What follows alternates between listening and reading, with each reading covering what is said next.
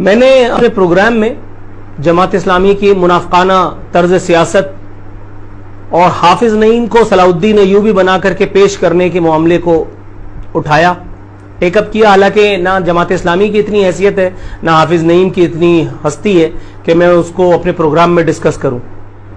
جماعت اسلامی کی وہی gutter politics, Jamaat Islami کی وہی چورنگی پالیٹکس، جماعت اسلامی کی وہی امت مسلمہ کے رونے جن کا کچھ ہونا ہوانا نہیں ہے، میں دیکھتا آ رہا ہوں اور بچپن سے دیکھتا آ رہا ہوں اور زندگی بھر دیکھتا رہوں گا. میں آن ایئر آج ایک بات کہہ رہا ہوں، میں اپنے بچوں، اپنے دوستوں، اپنے احباب سے عذرائے تفنن مذاق میں ایک بات کہا کرتا ہوں کہ بھائی، لیکن اگر آپ چاہتے ہیں کہ وہ ایک شریف انسان بنے، ایک معقول انسان بنے، ایک معتدل شخصیت بنے، تو آپ کو ان کو جماعت اسلامی کے سائے سے بھی محفوظ رکھنا ہوگا.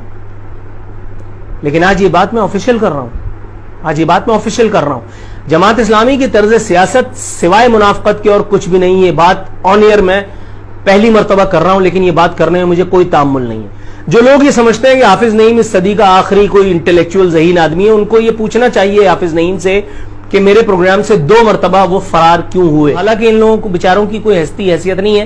میں آپ کو آج یہ بتاتے ہوئے بالکل مسرت محسوس نہیں کر رہا کہ میرے خاندان میں بھی بہت سارے گھرانے جماعتی ہیں. جب آپ ان کی اسٹیٹ آف مائنڈ کو دیکھتے ہیں نا، تو آپ کو حیرت ہوتی ہے کہ زمین پر ابھی بھی اس قسم کے انورٹڈ کاماز میں انٹلیکچوئلز موجود ہیں جن کی صبح کا آغاز جسارت سے ہوتا ہے. جسارت اخبار کو وہ باقاعدہ اپنی گفتگو میں ڈسکس کرتے ہیں. اب ایک ایسے آدمی کو پورٹرے کیا جا رہا ہے کہ جس کے اپنے سارے معاملات میرا خیال ہے کہ ویسے نہیں ہیں جیسا دکھایا جا رہا ہے. ادارہ نور حق میں میرے کیا کیا سورسز ہیں اور وہ مجھے کیا کیا بتلاتے رہتے ہیں، یہ واقفان حال کو معلوم ہے، سننے والے جانتے ہیں، کچھ سننے والے تو ضرور جانتے ہیں.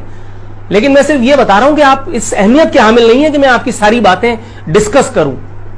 لیکن اگر آپ مجھے مشتعل کر کے مجھے یہ بتائیں گے کہ آپ نے ایم کیو ایم سے میری جان چھڑائی، آپ کی ہستی، اوقات، بساط، حیثیت نہ ہے نہ اگلے 500 سالوں میں ایسی ہوگی کہ آپ اپنی جان کا دفاع، اپنا جان کا تحفظ کر سکیں. اگر ایسے ہی تھا تو کراچی میں ایم کیو ایم نے جتنے لونڈوں کو مارا، آپ کے جانیں لی، آپ ان میں سے کسی ایک کو انصاف دے سکتے تھے.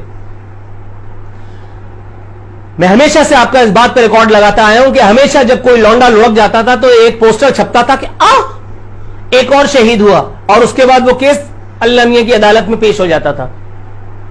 اس لیے کہ تمہارے اپنے گھروں کے وہ لڑکے نہیں تھے. اور اگر میں غلط کہہ رہا ہوں تو پھر پروفیسر غفور احمد صاحب مرحوم اللہ غریق رحمت کرے، ان جیسا کوئی نظریاتی سیاستدان، عزت دار آدمی شاید ہی ہو، لیکن غلطیاں سب سے ہوتی ہیں. یہ بات میں نے ان سے ایک انٹرویو میں بھی کہی تھی کہ کس نے حق دیا تھا آپ کو ادارہ نور حق کو وزٹ کرنے والے ایم کیو ایم کے ٹچوں کے ایک گروہ کو یہ فتویٰ دینے کے لیے کہ ہم نے ان لڑکوں کا خون آپ کو معاف کیا، اخبارات کی زینت بنا. ایک زمانے تک اس پر شہر میں گفتگو ہوتی رہی، لیکن اگر جماعتیوں سے آپ بات کریں گے صاف مکر جائیں گے. 100 قسم کے جھگڑوں سے بچا لیتی ہے مجھ کو ہر بات سے یہ صاف مکر جانے کی عادت. صاف مکر جائیں گے اور آپ اپنا منہ دیکھتے رہ جائیں گے، لیکن ان کو پتہ نہیں ہے.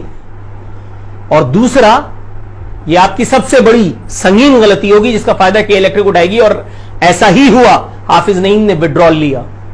کیوں لیا یہ حافظ نعیم بھی جانتے ہیں اور مجھے بھی معلوم ہے. یہ میں کچھ لوگوں کو بتا بھی چکا ہوں، میرا خیال ہے حافظ نعیم اور سننے والے بھی سمجھ سکیں گے. جماعت اسلامی کی دوبارہ کہہ رہا ہوں اتنی ہستی حیثیت نہیں ہے کہ میں دوبارہ اس کو ڈسکس کروں، اس کے بارے میں پورا ایک سیشن داغوں، پورا ایک پروگرام کروں. وہ مجھے ایجنسیوں سے دھمکا رہا ہے، یہ مجھے حافظ نعیم کی تڑیاں دے رہے ہیں. یار حافظ نعیم سے بڑے تو بھائی میرے، مطلب آپ سمجھیں، اس سے بڑی تو بنیانیں پہنتا ہوں میں معاذ اللہ، توبہ استغفار. اچھا تم لوگوں کو اگر یہ لگتا ہے کہ وہ کوئی آخری ہینڈسم ہے، اور بھائی تو سمجھتے رہو. جماعت اسلامی کی یہ سیاست کراچی پورا آپ کے ہاتھ میں تھا، اور اس کے بعد اب آج کہاں ہیں آپ؟ آج کہاں ہیں آپ؟ تو میرے بھائی، آپ مجھے جماعت اسلامی والوں، آپ اللہ کو مانو، رسول کو پہچانو. آپ مجھے ایم کیو ایم سے بچاؤ گے یار، آپ اپنی تو فکر کر لو. گھر میں بیوی زور سے کر دے تو آپ لوگوں کی جانیں نکل جاتی ہیں. یعنی اب حالت یہ ہے کہ جماعت اسلامی کی social media brigade social media پہ اب تبرے کر رہی ہے لوگوں پر. اب وہ تبرے کر رہی ہے. اور بھائی تم لوگ سامنے کھڑے ہو کر کے کسی سے زور سے بات نہیں کر سکتے، لیکن تم بہرکیف وہ نہیں ہے جو ہیرو بنو، میرے سامنے ہیرو بنو. نو نو نو نو ناٹ ایٹ آل. حافظ نہیں، اس کے طرز سیاست، اس کی وہ کیا ابھی کیا وہ کر رہے تھے، حق کراچی کو حق دو. ابے کراچی کو حق تو پیپلز پارٹی نہیں دے رہی. تم لوگوں نے اسی پیپلز پارٹی کے ساتھ جا کر کے مانڈولی کر لی، اور یہاں سے کراچی میں پیپلز پارٹی کے خلاف وہ نکال لو دھرنے. اور اس کا فائدہ کیا ہوا؟ مل گیا کراچی کو حق کہ الیکٹرک کو جتنا ریلیف تمام سیاسی جماعتوں نے مل کر کے دیا, اور اس کے بعد اسے ایک دھرنے سے وڈرال میں حافظ نعیم اینڈ کمپنی نے کہ الیکٹرک کو جو ریلیف دیا تھا سب برابر ہے. کدھر گیا وہ ملک ریاض کے دھرنے سے, ملک ریاض کے خلاف دھرنے سے, اور وہ لوگوں کو ریلیف دلانے کے, وہ دھرنا بھی کیوں کیا گیا تھا وہ مجھے پتا ہے, میں اس کے اوپر بات نہیں کر رہا, شکر مناؤ.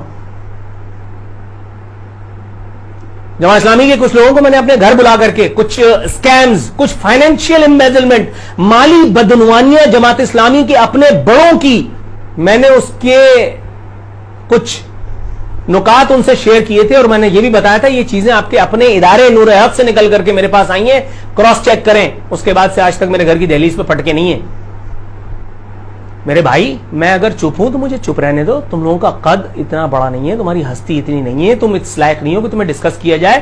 تم لوگ صرف اس کو کہتے ہیں پھلجڑیاں چھوڑ کر کے, شگوفے چھوڑ کر کے, یہ 10-10 پیسے والے لوگوں سے جن کی ذہنی سطح کچھ نہیں ہے, بس یہ حافظ نعیم زندہ آباد, جماعت اسلامی زندہ آباد کر کے اپنے دہاڑیاں کما کر کے اور اپنے گھر جا کر کے اور سو جاتے ہیں. ان کی مطلب ان لوگوں کے اوپر تم پھدکو گے. جماعت اسلامی کے سوشل میڈیا بریگیڈ جو اپنے آپ کو نہ جانے کیا کچھ سمجھ رہی ہے, اس کی نظر کر رہا ہوں کہ جاہل کو اگر جہل کا انعام دیا جائے, اس حادثہ وقت کو کیا نام دیا جائے. میخانے کی توہین ہے, رندوں کی ہتک ہے, کم ظرف کے ہاتھوں میں اگر جام دیا جائے. گنجے کے ہاتھ میں اگر ناخن نکل آئے تو پھر وہ اپنی ٹنڈ کو چھیل لیتا ہے.